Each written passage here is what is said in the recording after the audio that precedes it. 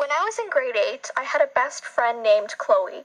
We hung out on the swings at recess, we sat together at lunch and traded sandwiches from time to time, and we always took the same bus home after school.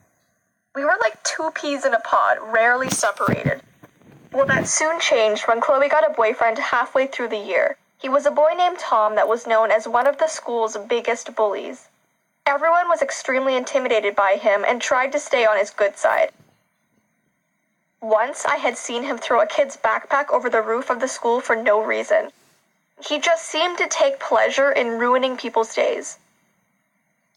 So when Chloe asked me to sit with him and his friends at lunch every day, I couldn't say no. I didn't want to lose her as a friend, and I didn't want to upset him. So I pretended to support their relationship, even though I knew Tom was a bad guy. Well, one day a new girl named Jenna was introduced to our class. She looked very shy and nervous and had no one to sit with at lunch, so she sat by herself. I timidly asked Tom and his friends if I could invite her to sit with us, and they instantly started laughing, as if I had told them a hilarious joke. Tom then picked up a couple chips from his lunch and threw them over at her table where she was quietly reading a book. She looked startled but didn't try to stand up for herself. I remember feeling so bad for her in that moment, but I didn't have the courage to say anything. For the next week, Tom and his friends would bother her during lunchtime. They would roll up pieces of paper to throw in her hair and would constantly call her the weird loner girl. I was so shocked that Chloe was allowing her boyfriend to treat another human being this way, and I started feeling really embarrassed that I was sitting with these horrible bullies. Because by not standing up for Jenna, I looked like one too. So the next day I finally decided to make a change, even if I knew it would impact me negatively. So instead of sitting with Chloe and Tom, I went and sat beside Jenna. She looked really happy to finally have someone to keep her company. But right away, I noticed that Tom and his friends were giving me dirty looks and whispering to each other. And it didn't take long for them to start treating me the way they did her. Crumpled paper was thrown at me, and I was beginning to be called Weird Girl Number 2. But all I can think was, at least Jenna isn't going through this alone. I finally decided that this was enough and took Jenna with me to see the principal. We tried the best we could to tell her what was happening, but she told us that if there was no proof of bullying, she couldn't do anything. Whenever a teacher was around, Tom would act normal, and the minute she left the room, for a few minutes, he would continue harassing us. It was a very difficult time, but every time Jenna would tell me how thankful she was for my friendship, it was so worth it. So one day I heard that there was a hate page online about Jenna that was started by Tom and his friends. It had an unbelievable amount of likes and follows on it. They would take pictures of her and post them with terrible captions. They would quote things that she said and gossip about some of the things she did during the day. And as unfortunate and sick as it was finally the proof we needed to give to the principal. The police actually ended up getting involved, and Jenna was never picked on again after that. I'm very proud of myself for stepping out of my comfort zone to stand up for her, because if I didn't, I'm not sure if she would have had the confidence to do it herself. Some people need that extra push from someone else that is willing to support them. So if you ever see someone being bullied, don't just be a bystander. Do something about it. Your actions could greatly change someone's life for the better. Oh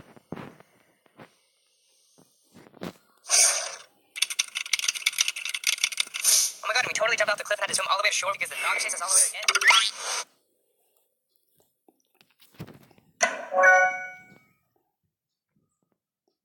I was an extremely nervous and shy kid, the type that hid behind their mom to avoid any social interaction. My first day of grade 1 was a complete nightmare. My dad dropped me at school and I begged him to go to class with me. I couldn't stand the thought of being alone in a room full of strangers. I cried and cried until he said yes. Turns out I was the only kid in class with a parent sitting beside me holding my hand. And it seemed like the older I got, the worse my anxiety became. I began to get more and more anxious to do things. I never raised my hand in class in fear of being wrong and everyone laughing at me. One day the teacher called on me to answer the question, and I sat there shaking and sweating in my seat, trying to form the words I wanted to say. Finally, my answer came out as a stutter, and a few people chuckled beside me. And yes, I ended up being right, but it took so much effort out of me. In grade 8, we started to do a lot of presentations in class. I would always memorize what I needed to say, but the moment I stood in front of the class, I would forget everything. I would stand up there completely paralyzed. There was this one time when my teacher called me up to the front of the class to present, and as I was walking up, I tripped over someone's foot, knocked over the projector, and landed right on my face. I stood up as fast as I could and ran to the girls' bathroom to cry. I felt like I was always embarrassing myself.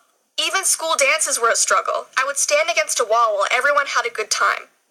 Eventually, high school rolled around. My anxiety continued to hold me back. I struggled to meet new people, so I would sit in the library to eat my lunch. There were even a few times when the library was full and I had to eat in a washroom stall.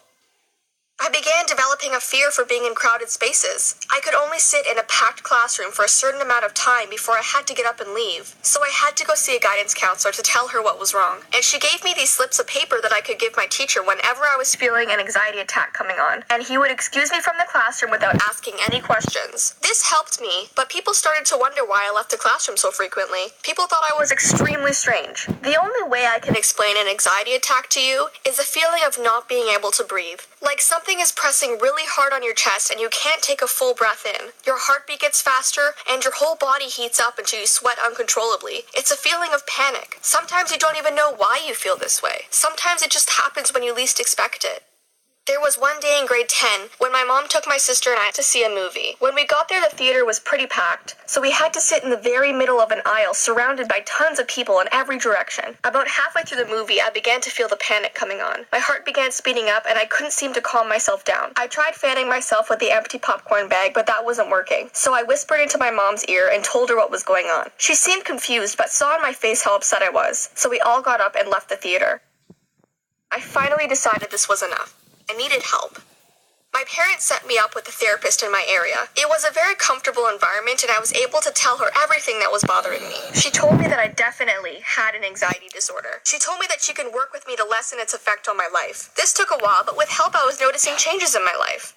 I began reaching out to people at school. I rarely left my class or a movie theater because I felt claustrophobic. Things were changing all around me for the better. And yes, anxiety is still a part of my life, but it isn't as dominant as it was before.